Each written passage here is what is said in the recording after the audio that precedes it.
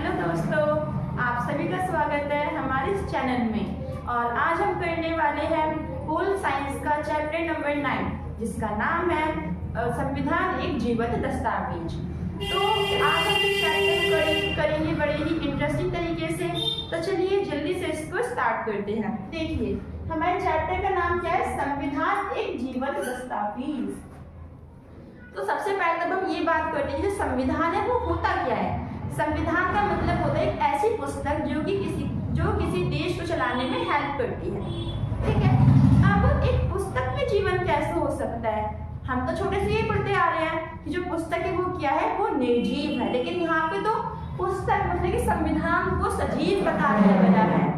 अब इसको सजीव इसलिए बताया गया है, अगर हम देखो जो भी सजीव है उसके अंदर चेंजेस होते रहते हैं। अगर उसके अंदर चेंजेस नहीं होंगे तो वो सजीव नहीं कहलाएगा। तो इसी तरीके से हमारा जो संविधान है उसमें भी चेंजेस होते रहते हैं ताकि वो लॉन्ग टाइम तक चले। ठीक है, तो इसलिए क्या हुआ है, जो संविधान है उसे एक जीवंत दस्तावेज बोला गया है।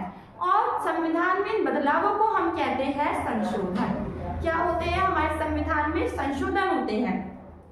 और तो अगर हम देखें कि हमारा जो संविधान है ये कठोर और लचीला दोनों है।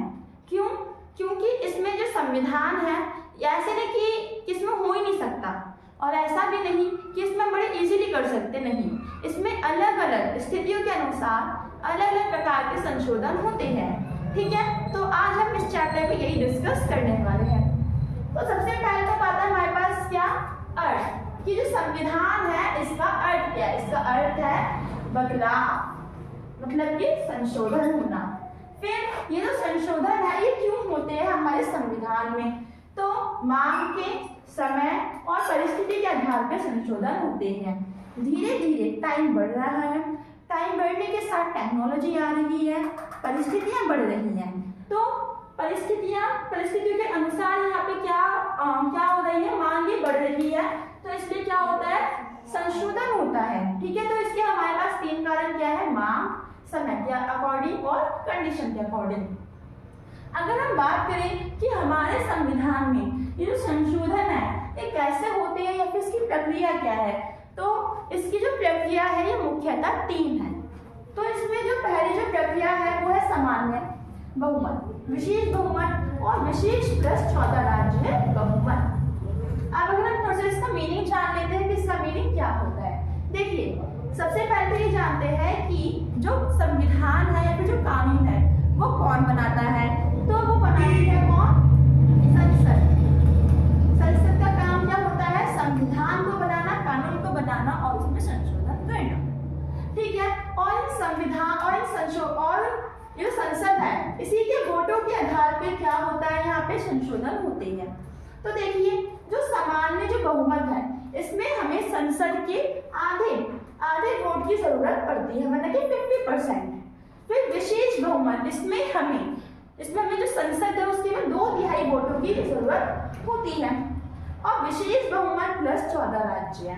इसका मतलब क्या है कि विशेष बहुमत हमें चाहिए, मतलब कि हमें 2/3 वोट तो चाहिए और इसी के साथ हमें राज्य बहुमत भी चाहिए। हमारे देश में कुल 28 राज्य हैं, तो हमें आधे राज्यों का यहाँ पे बहुमत चाहिए होता है। अब देखिए, जो सामान्य बहुमत प्रणाली है इसमें हम नागरिकता को समाप्त और सृजन करना, सर्वोच्च न्यायपालिका के अधिकार में वृद्धि करने जैसे हम संशोधन कर सकते हैं। विशेष बहुमत मतलब कि 2/3 वोट वाले में हम कर सकते हैं नीति निर्देशांक तत्व और मौलिक अधिकारों में बदलाव होना। और विशेष प्लस 14 राज्य बहुमत में हम करते हैं राष्ट्रपति चुनाव प्रक्रिया। हमारे भारत में राष्ट्रपति का जो चुनाव है वो अनुपातिक प्रणाली के द्वारा होता है। अगर हम चाहे तो हम इसका चुनाव FPPS प्रणाली के भी द्वारा कर सकते हैं, लेकिन इसके लिए हमें क्या चाहिए, विशेष बहुमत प्लस 14 राज्यों का बहुमत। अब हम बात करते हैं कि इसकी संशोधन प्रकार। अभी हमने ये जाना है जो संशोधन है ये कैसे किया जाता है, इनको करने की प्रक्रिया क्या क्या होती है। लेकिन अब हम क्या जानेंगे कि संशोधन है इसके प्रकार क्या क्या होते हैं।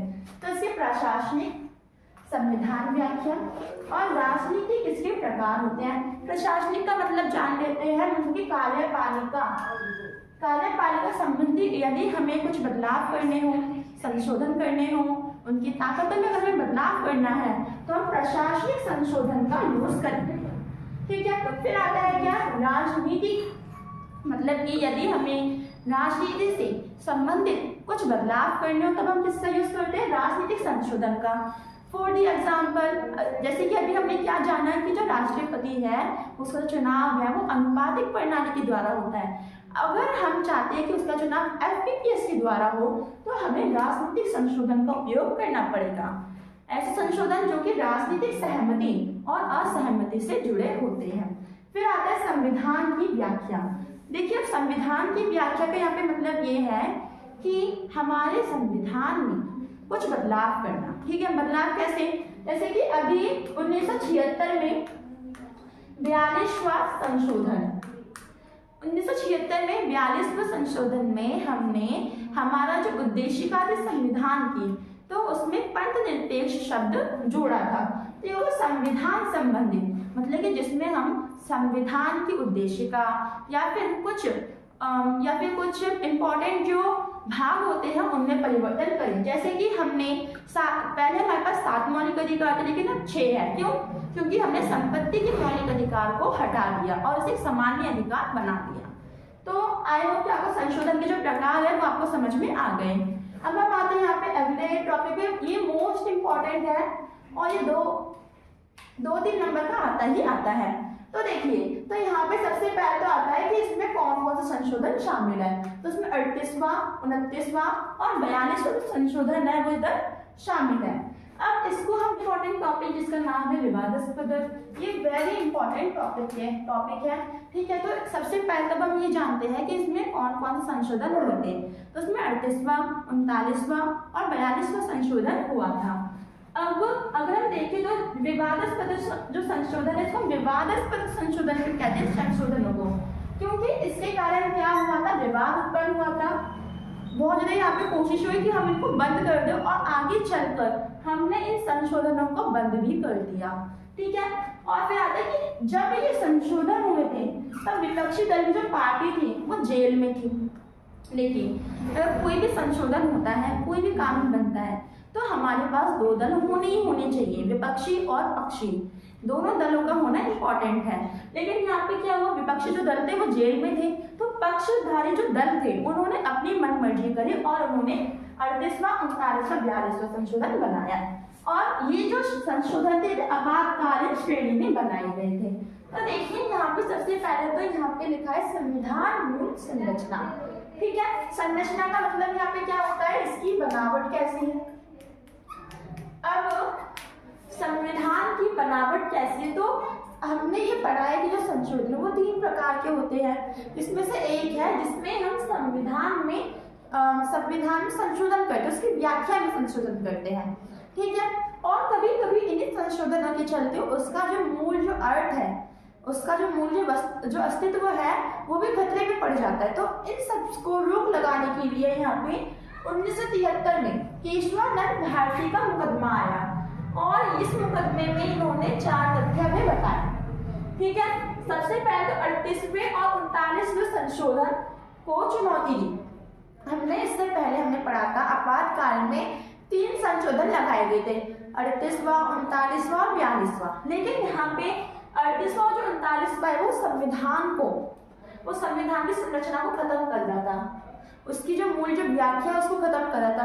अब इसमें ऐसा क्या लिखा था, तो इसमें लिखा था कि जो प्रधानमंत्री है इसका कार्यकाल और भी लोगों ने लंबा कर दिया और संसद है उसका भी कार्यकाल इन्होंने लंबा कर दिया। ठीक है, फिर इन्होंने सेकेंड यहाँ पे क्या बोल रहे हैं कि संविधान की मूल संरचना अपरिवर्तन है, मतलब कि संविधान की जो मूल जो संरचना है इसमें परिवर्तन नहीं हो सकता है। और इन्होंने न्यायपालिका को एक अधिकार दिया, उस अधिकार को कहते हैं पूर्णावलोकन अधिकार। पूर्णावलोकन अधिकार इसका मतलब ये है कि जब भी संसद कोई भी संशोधन कानून लागू करने वाली होती है तो उससे पहले उसकी जांच ये न्यायपालिका करती है और फिर बताती कि करेक्ट है या नहीं है। अगर ये करेक्ट नहीं है तो इसको निलंबित कर देती है, मतलब इसको पास होने नहीं देती। और संशोधन सीमा, इन्होंने हमें ये भी बताया कि हमारे संविधान में जो संशोधन है वो कहाँ तक हो सकते हैं और कैसे हो सकते हैं।